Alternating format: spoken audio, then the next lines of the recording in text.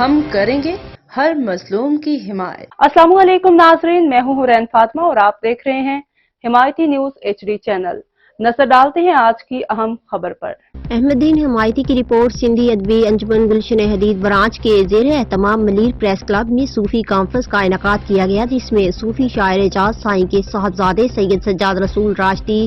جانن چند کے صاحبزادے جونیئر جانن چند، ڈائریکٹر ثقافت منور مہیسر، سابق وفاقی وزیر عبدالحکیم بلوچ، انفارمیشن سیکرٹری میر عباس ٹالپر، جسکم اغواں الہی بخش،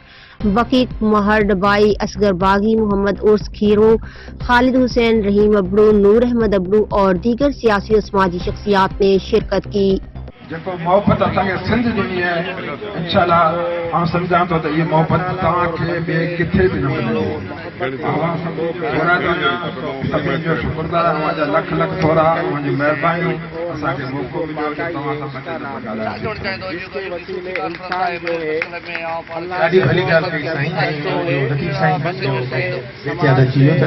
सूफ़ीअ साफ़ कयो धोई वर्क वजूद जो तंहिंखां पोइ थियो जीअरे पसंद प्रियके असांजो दोस्त अमीन भुट्टो रोड शायर वेलकम करे ऐं हाणे दोस्त गुलनि जा हार खणी आया आहिनि उहे अची महिमान जो ऐं गुज़ारिश कयूं तनवीर ख़ानज़ादो